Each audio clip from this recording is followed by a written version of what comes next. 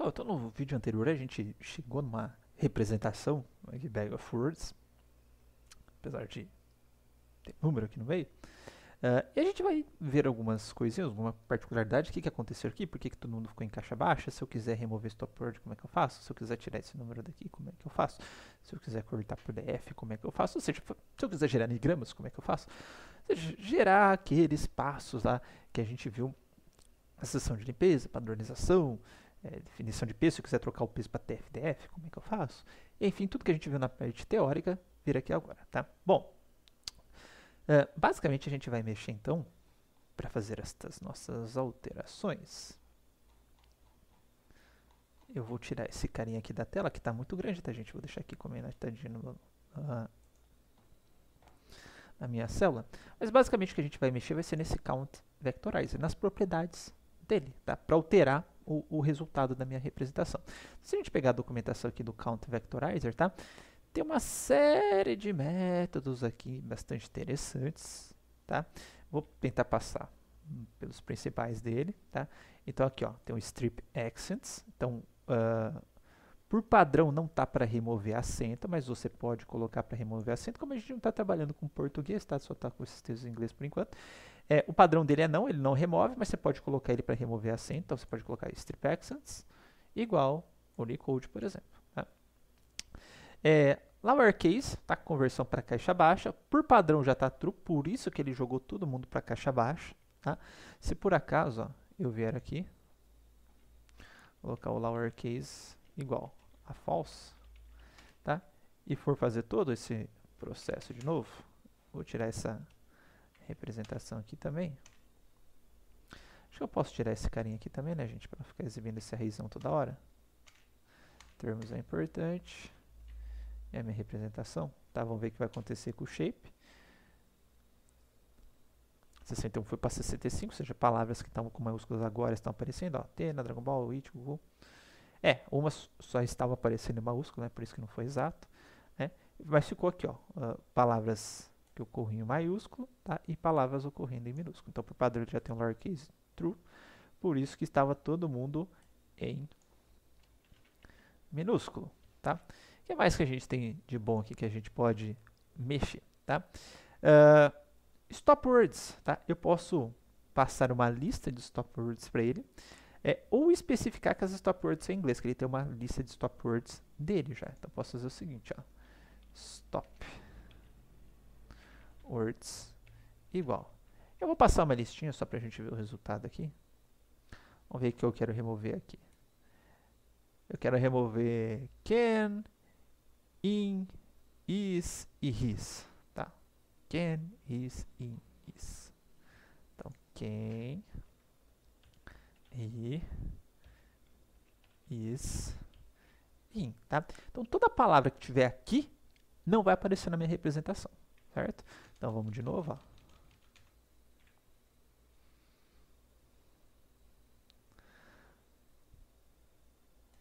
Eu não coloquei. Desculpa, gente. Eu não tinha visto que tinha dado erro. Eu sou uma besta. Stop words com underline. Agora sim. Quase tive um mini infarto agora.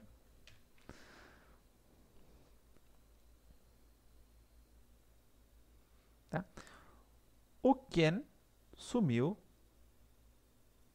O his, eu não coloquei his? Não coloquei his. Ui, quase que eu infarto de novo. Tá? O his sumiu, o in sumiu, o i sumiu. Esqueci o his e o if, tá? Só pra gente complementar. Que eu achei que tinha colocado o his. Aproveitar e colocar o if também, ó.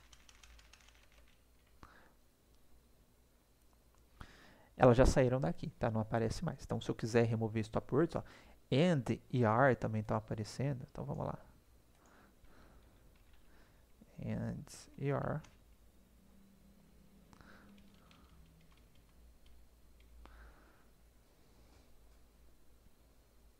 Tá? And e are também já desapareceram. Tá? Vou voltar aqui para a documentação. O que mais que eu tenho de interessante? Ó, Anagram range. Tá? Não, peraí, que tem mais uma coisa que eu quero mostrar. o token part. Vou aqui por cima, que acho que é um pouquinho mais fácil. Ó. O token pattern dele aqui. Vou copiar aqui e vou colar.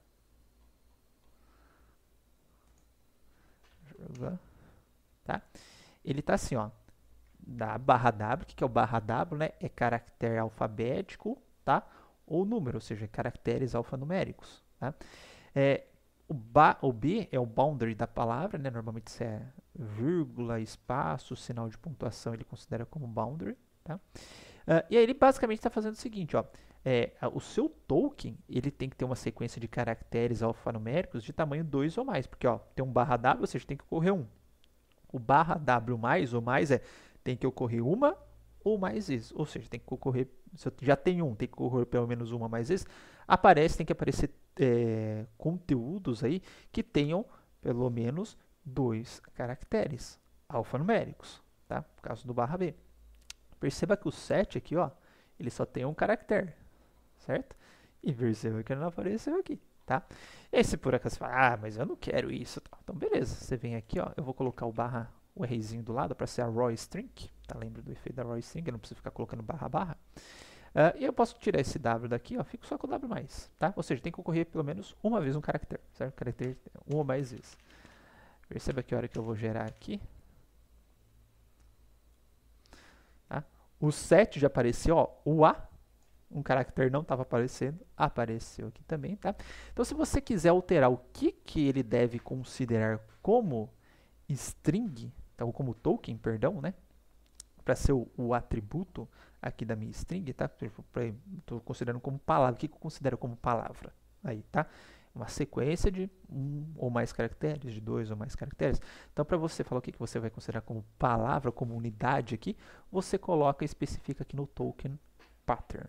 Tudo bem? A unidade aqui é o token. Ok? Vou deixar esse cara aqui mesmo. Pode ser assim, só para manter a modificação que a gente fez.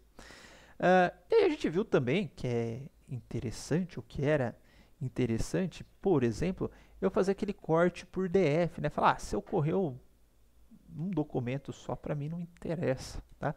E aí a gente tem aqui também, tá? O MinDF, ó. Eu tenho o max, se eu quiser cortar por cima, né? Falar, ó, se ocorreu em tantos documentos, eu corto. Se ocorreu em poucos, pelo MinDF, eu corto pelo MinDF também, tá? Você pode colocar um ponto para ambos, né? Você pode colocar um ponto flutuante. Se for ponto flutuante, ele está assumindo que você está considerando um percentual. Então, por exemplo, se eu colocar 0.2, fala que tem que ocorrer no mínimo em 20% da coleção. Se eu colocar um inteiro, ele vai considerar como um número absoluto. Então, se eu colocar 2, ele vai falar que tem que ocorrer pelo menos 2 documentos da coleção. Ok? Bom, então aqui, ó, se eu colocar, vamos subir aqui em cima, min df igual a 2. Vamos aqui de novo.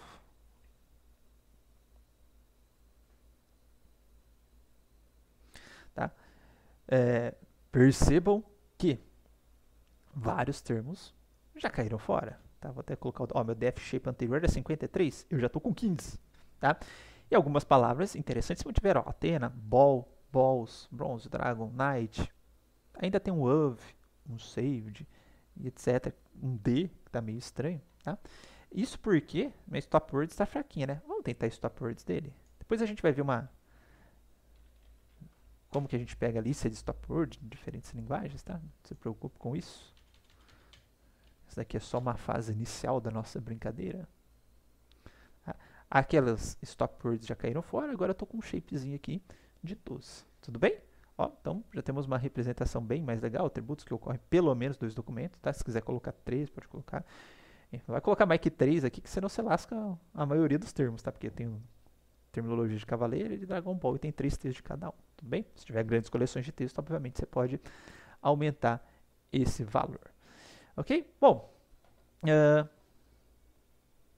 eu ver se tem mais alguma coisa que a gente pode fazer de interesse. Tá. Esqueci. Vou voltar aqui para a documentação. Eu posso também... Meu filho, você... Nossa.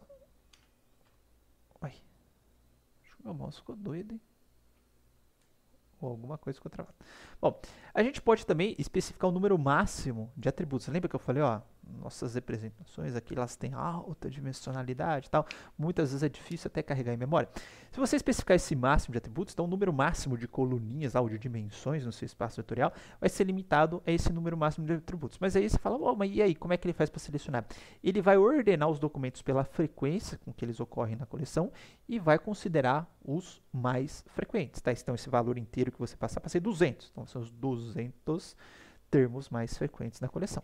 Então vamos supor, tá? Só por questão de teste, depois eu vou apagar, que eu tenho 12, falar eu quero os 6, tá? Os 6 termos mais frequentes. Tá? Então a gente vai vir aqui no meu vetorizador, vou colocar o max features igual a 6.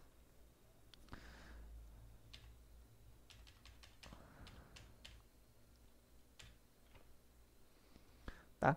Agora ele manteve só os 6 termos mais frequentes na coleção. Então também dá para fazer para isso, por isso. Tá? Minha representação agora está 6 por 6. Mas eu vou tirar isso porque eu vou ter que mostrar um outro conceito aqui, que é o dos n-gramas. Tá? Então a gente tem também aqui o n-gram range, tá? Que ele vai receber uma tupla com o mínimo e o máximo, ou seja, n mínimo e n máximo. Tá? O padrão é 1 em 1, ou seja, o mínimo e o máximo são 1, ele só gera unigramas, portanto gera essa representação bag of words. Mas eu posso criar variação, falo que quero de 1 a 3, tá? Ele vai gerar unigramas, bigramas e trigramas. Tá? Só 2, só bigrama eu quero. 2 e 2 só gera bigramas e assim por diante. Tá? Bom, então vou colocar aqui ó, o n. Até esqueci que é n-gram range. N-gram range vai ser igual se eu colocar 1,2.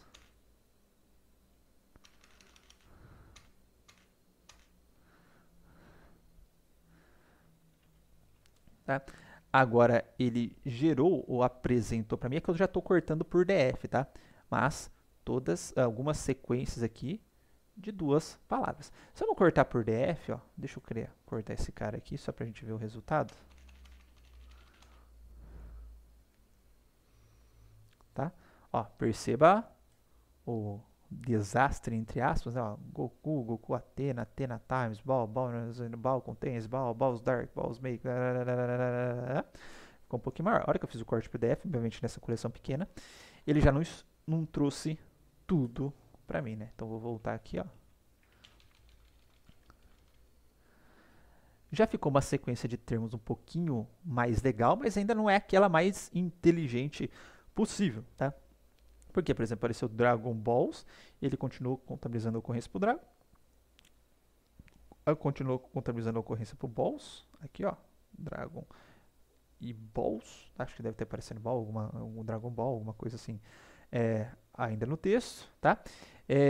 Então, tá tendo repetição de atributo e tem aquela questão ainda do Balls, Ball e etc, que a gente vai ver como que a gente resolve isso mais pra frente, tá ok? Bom, eu vou criar uma configuração aqui para a versão final, que eu achei mais interessante. Vou botar o barra W aqui, MinDF2, o n-gram range ainda vai ficar um 1.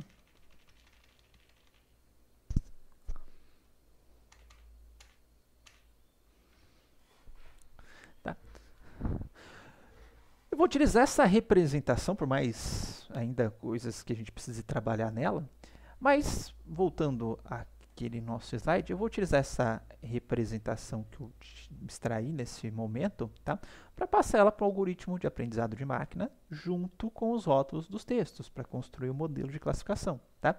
Então, por exemplo, a gente já tinha visto o Naive Bayes, algumas variações do Naive Bayes.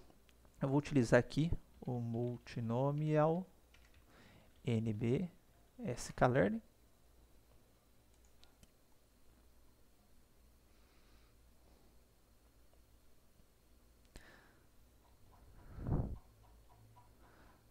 Se tem a formulinha do sklearning aqui. Ah, não tem.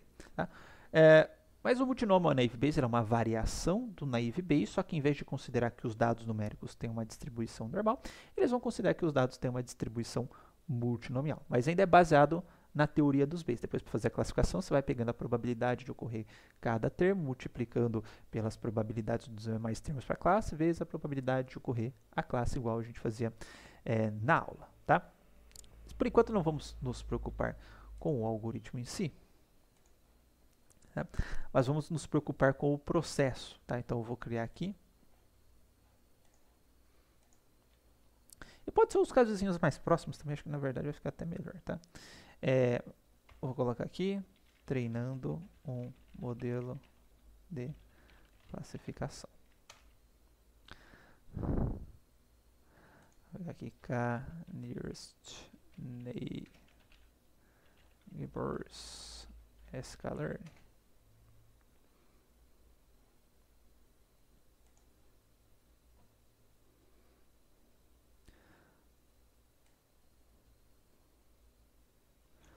Vou pegar o sklearn, como eu tenho poucos textos, vou colocar o k igual a 2, tá?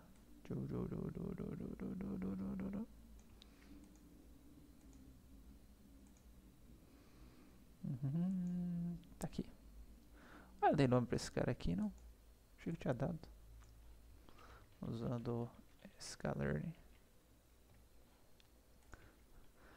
Então, from neighbors import nearest neighbor classify. Modelo vai ser igual ao nearest neighbor classify. Número de vizinhos é o n neighbors. Ser igual a 2, tá? E o métrico vai ser igual ao cosine, que o cosseno é mais adequado para os dados textuais. Se vocês lembrarem da parte de medidas de proximidade que eu dei no KNN. Beleza. E aí, dado que eu tenho um modelo, né, eu vou ajustar o modelo aos dados, tá? Então, modelo.fit. Eu vou passar quais são os dados de treinamento, ó. Vou passar os dados de treinamento representados pelos vetores de características e os rótulos. E onde que está o meu vetor de características, tá? O vetor de características está aqui, ó, na representação, certo? Que foi o que eu obti do vetorizador, tá? Posso utilizar o df-wrapper aqui, que está aqui? Posso, mas perceba que isso daqui não é um formato esparso, tá? Com todos os zeros, vai ocupar mais memória. Mas então vamos lá. Modelo. Eu vou utilizar a função fit para ajustar aos dados. Então vou passar os meus exemplos e vou passar os rótulos desses meus exemplos, tá? Os exemplos vetorizados que eu obtive na representação. Onde estão os rótulos desses meus exemplos? Eles estão aqui, ó, no df classes, tá? Então os rótulos desses carinhas aqui estão lá no meu df classes. Okay? Dado isso, eu ajustei o meu modelo de classificação aos dados de treinamento, que é muito rápido, só tenho 6 exemplos. E a partir daí, eu posso predizer novos exemplos, tá? Então, vou criar uma coluninha aqui, ó, predizendo novos exemplos. Tá? E agora é o seguinte, ó, vamos pegar a figurinha que eu estava no fluxo.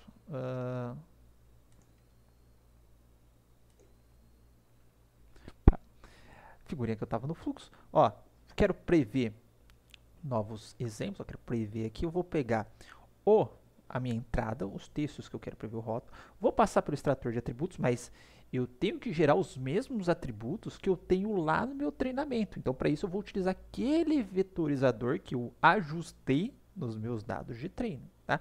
Vou sair com o vetor de atributos. Uma vez que eu tenho o vetor de atributos, a gente submete ele para o modelo de classificação e o modelo de classificação vai cuspir o rótulo para a gente. Tá? Assim como a gente fazia em todos os algoritmos de aprendizado de máquina, a gente ajustava o modelo aos dados e, dado um novo exemplo, pegava esse novo exemplo que eu não tenho rótulo, passo para o modelo e o modelo vai me responder com o rótulo. Tá? Aqui é a mesma coisa, só que eu tenho esse passo aqui, ó, eu preciso vetorizar os meus novos textos também. Tá? Então, eu vou fazer o seguinte, ó, eu vou pegar novos textos, tá? Eu vou chamar de novos textos, vai ser igual, tá? E eu vou passar uma listinha com 2 textinhos aqui, certo? Listinha com 2 textinhos. Bem, e aí eu preciso obter uma representação desses novos textos também, tá? Então vou colocar aqui repr novos, vai ser igual, ó, o vetorizador que eu já tenho ele, tá? Meu vetorizador, que eu treinei ele em algum momento. Só para confirmar, ó, eu vou criar esse vetorizador de novo aqui para esse carinha aqui. A representação aqui.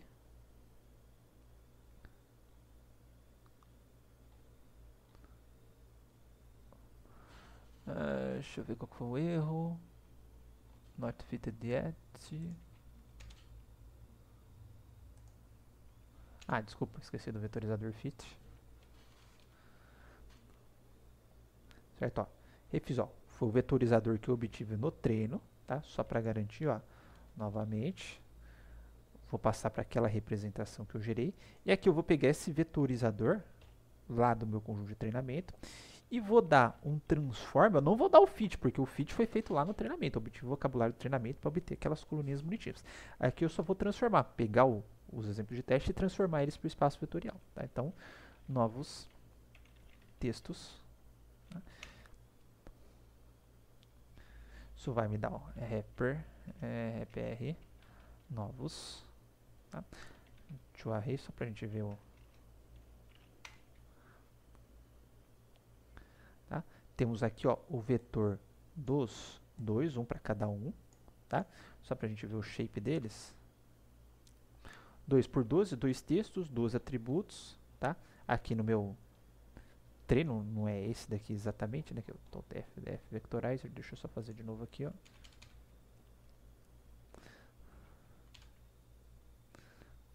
Tá?